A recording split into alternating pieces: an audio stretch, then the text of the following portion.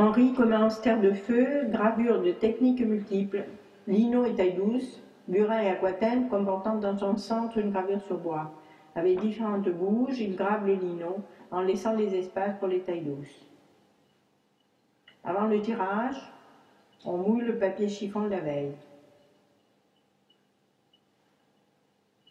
Et pour les grands formats, il faudra faire un bac spécial, c'est le cas pour Terre de feu. Pour cette gravure de techniques multiples, on utilisera des méthodes d'ancrage différentes.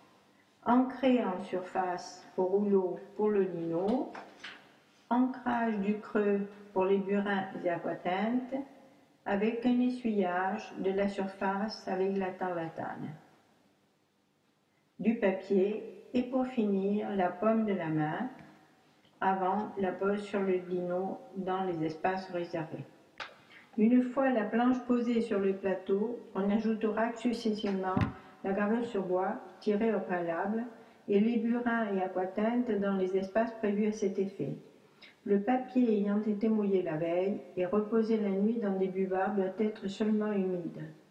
La presse manuelle est actionnée à la force des bras et par la pression exercée par les rouleaux va permettre au papier d'aller chercher l'encre ou le relief dans le creux. On prête une attention particulière à la qualité de la gravure au sortir de la presse, car chaque composante doit être parfaite, en examinant chaque détail pour éventuellement modifier la couleur ou rajouter de la pression. Une fois posé sur le buvard, pour le séchage final, avec humour et dérision, nous saluons un public imaginaire, comme les musiciens après un concert. Ce processus est presque semblable pour la série des séquences, encore que nous nous permettrons des tirages spéciaux en marouflant un amat sur un papier chiffon.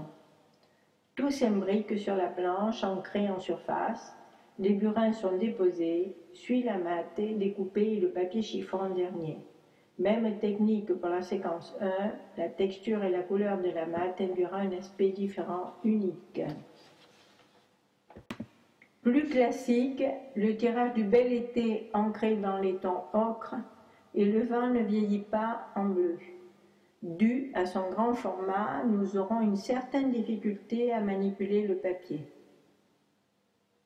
Les gravures, au sortir de la presse, seront mises à sécher entre des buvards, avec plusieurs changements jusqu'au séchage total. Une fois bien sèches, elles seront signées et numérotées.